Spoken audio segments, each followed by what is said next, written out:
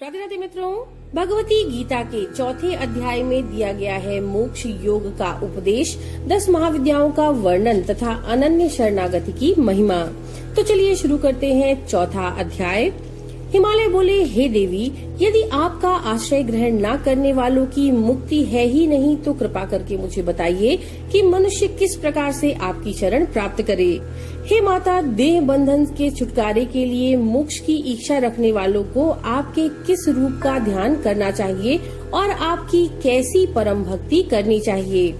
ये सुनकर के पार्वती जी बोली, हजारों मनुष्यों में कोई कोई सिद्ध के लिए प्रयास करता है और कोई सिद्ध के लिए तत्पर उन 1000 लोगों में भी वस्तुतः मुझे जान पाता है।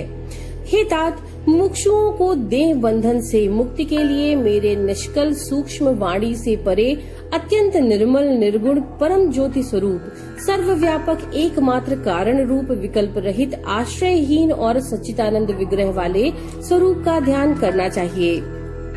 हे तात, मैं बुद्धिमानों की सद्बुद्धि हूँ। पर्वतराज, मैं ही पृथ्वी में पवित्र गंध के रूप में विद्यमान हूँ और मैं ही जल के रस के रूप में व्याप्त हूँ। चंद्रमा की प्रभा मैं ही हूँ और मैं ही तपस्वियों की तपस्या हूँ। सूर्य का तेज मैं ही हूँ और बलवान प्राणियों के काम राग आदि से रहित बल भी मैं ही हूँ। हे राजेंद्र, मैं समस्त कर्मों में पुण्यात्मक कर्म हूँ। छंदों में गायत्री नाम का छंद हूँ, बीज मंत्रों में प्रणव यानी ओंकार हूँ और सभी प्राणियों में धर्मानुकूल काम हूँ। हे भूधर, इसी प्रकार और भी जो सात्विक, राजस और तामस भाव हैं, वे मुझसे ही उत्पन्न हुए हैं, मेरे अधीन हैं और मुझ में विद्यमान हैं। पर्वत श्रेष्ठ, मैं उनके अधीन कदापि नहीं हूँ।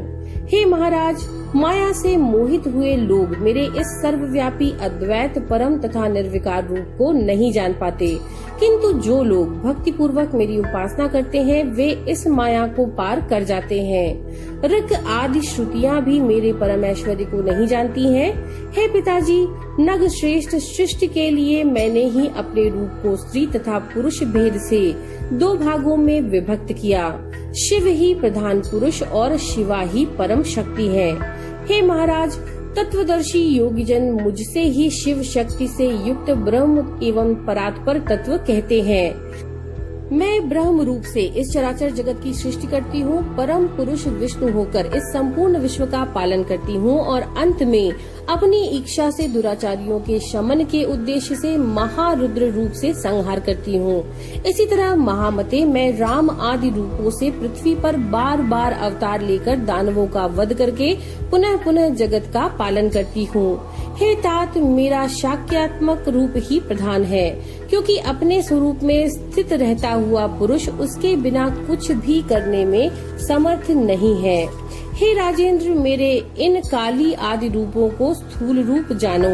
हे निष्पाप, अपने सूक्ष्म रूप के विषय में मैं आपसे पहले ही बता चुकी हूँ। हे पर्वत श्रेष्ठ, मेरा स्थूल रूप का ज्ञान किए बिना उस सूक्ष्म रूप का बोध नहीं किया जा सकता, जिसका दर्शन करके प्राणी मोक्ष का भागी हो जाता है।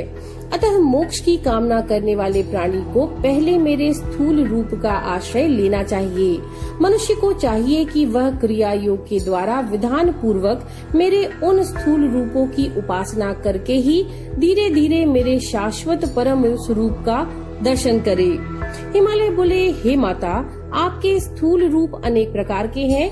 हे महेश्वरी, उनमें से किस रूप का आश्रय लेकर मनुष्य शीघ्र मोक्ष का भागी बन सकता है। हे महादेवी, यदि मुझ पर आपकी कृपा हो तो मुझे उसे बताइए। हे भक्त वत्सले, मैं आपका दास हूँ, अतः इस संसार से मुझे मुक्त कीजिए।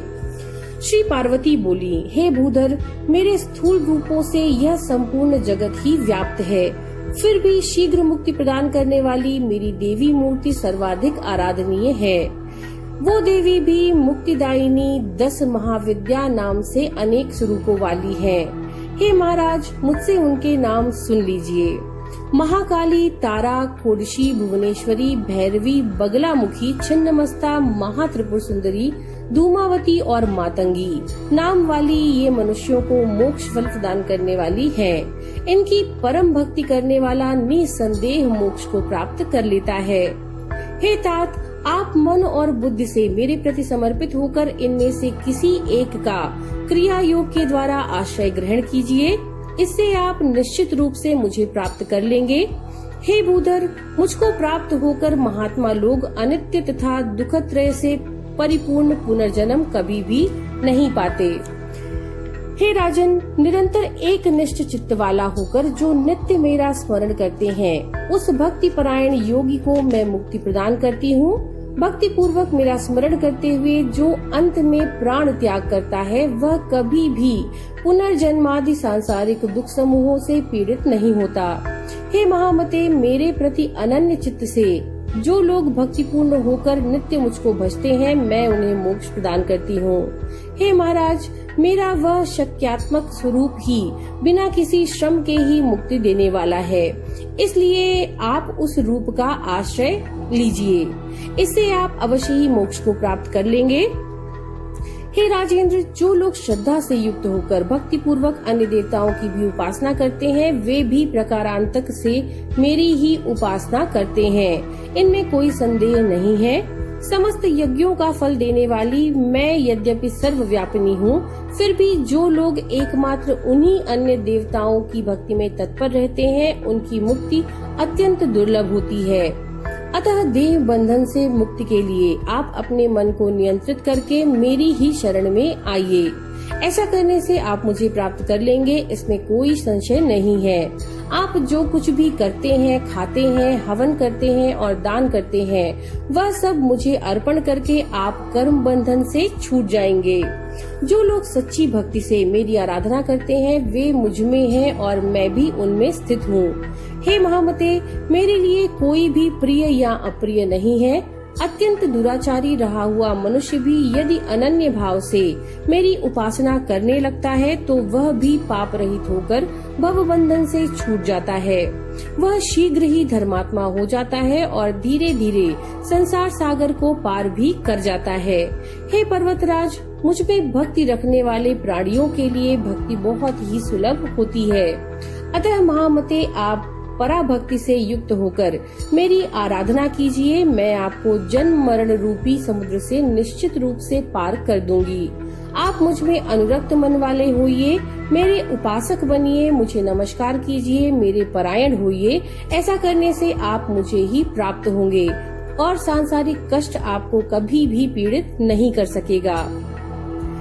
इति श्री देवी पुराणे श्री भगवती गीतायां श्री पार्वती हिमालय संवादे चतुर्थो अध्याय। नमो नारायण।